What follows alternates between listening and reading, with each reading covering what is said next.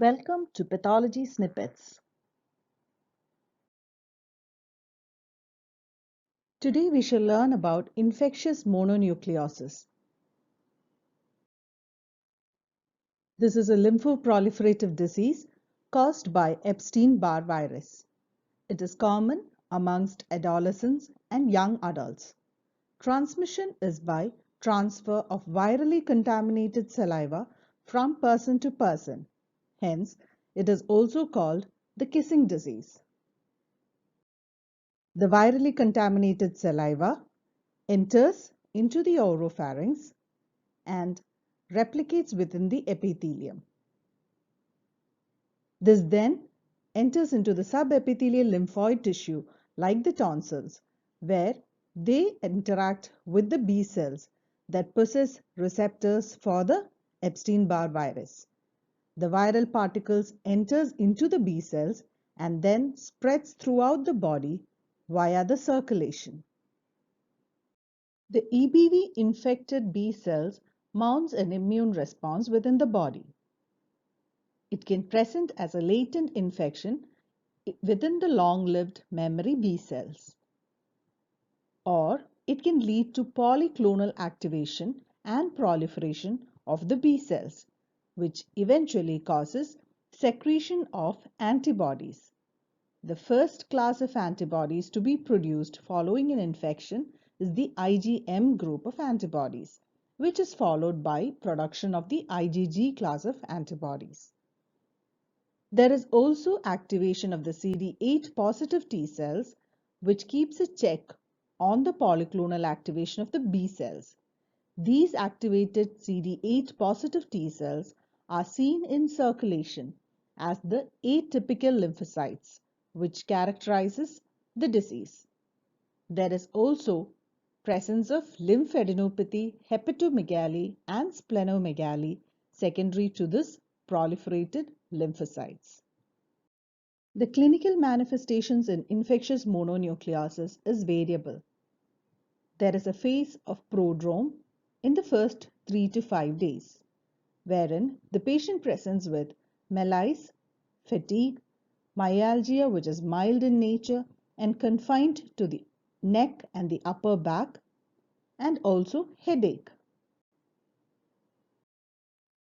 Later, after 1 week, the patient starts presenting with classical symptoms of infectious mononucleosis, which includes fever, sore throat with exudative pharyngitis and enlarged tonsils, and presence of bilateral cervical lymphadenopathy.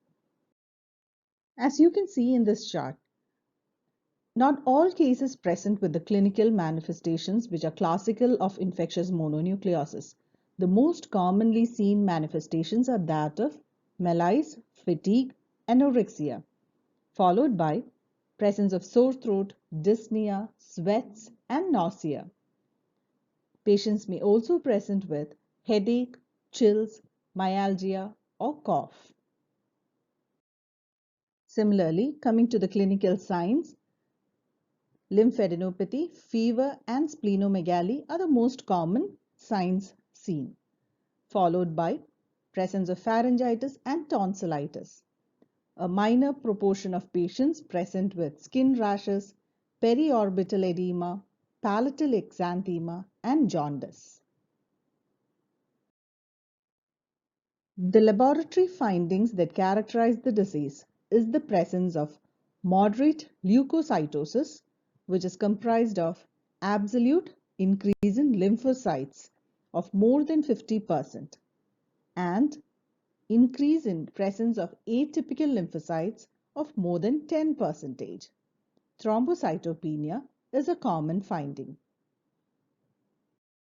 So now what are these atypical lymphocytes? These we already studied are the CD8 positive T lymphocytes that are seen in circulation. They are also called the Downey cells. There are morphological features that characterize the atypical lymphocytes. These cells are larger than a normal lymphocyte. They have a basophilic vacuolated cytoplasm. The cell membrane is indented around the red blood cells and the periphery of the cytoplasm shows skirting. The nucleus is eccentrically placed. Lymphadenopathy is a classical finding seen in infectious mononucleosis. The prominent lymph node groups involved are the posterior cervical lymph nodes, axillary lymph nodes, and the lymph nodes in the groin region. These nodes are tender and enlarged. Histologically, you can see presence of atypical T cells within the paracortex. There can be large Reed-Sternberg-like binucleate or multinucleate cells also. Splenomegaly is another common finding in infectious mononucleosis. A rapid increase in the splenic size can even cause complications like splenic rupture. The increase in splenic size is due to infiltration of the atypical T cells within the splenic trabeculae and the capsule. Patients can also present with hepatomegaly with features of viral hepatitis. There will be presence of atypical lymphocytes within the sinusoids and the portal tracts. Liver enzymes in these cases are elevated. Laboratory evidence that aids in the diagnosis of infectious mononucleosis are presence of atypical lymphocytes in the peripheral smear, presence of heterophile antibodies detected by the monospot test, presence of rising titers of antibodies that are specific for EBV antigens. What are heterophile antibodies? When there is an EBV infected B cell, there is also polyclonal activation of the B cells as we already studied. That leads to production of antibodies. These antibodies can be those against the anti-nuclear antibodies, antiplatelet antibodies, or the anti-I cold agglutinins. These are referred to as the heterophile antibodies, as they can cross-react with the sheep and horse red cell surface antigens as well. The EBV specific antibodies are the antibodies against the viral capsid antigen, antibody to the early antigen, and antibody to EBNA1. Complications of infectious mononucleosis are hepatic failure, neurological manifestations like encephalitis, viral meningitis, Guillain-Barré syndrome, transverse myelitis, and cranial nerve palsies. Patients can also present with hematological complications such as immune thrombocytopenia, immune hemolytic anemia, agranulocytosis, and aplastic anemia.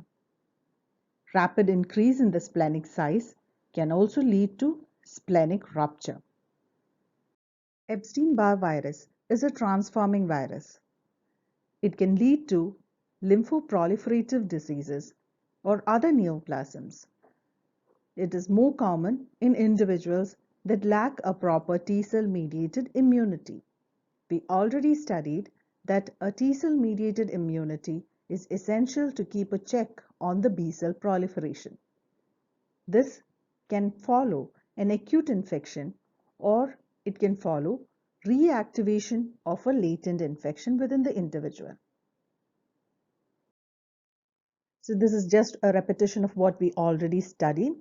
EBV infected B cells mount an immune response which can eventually cause a latent infection or polyclonal activation of the B cells, as well as activation of the CD8 positive T cells.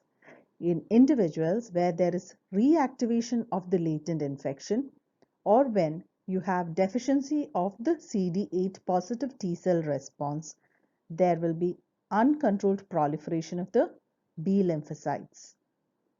And this eventually leads to B cell lymphoma development. With this, we come to an end of this topic. Thank you.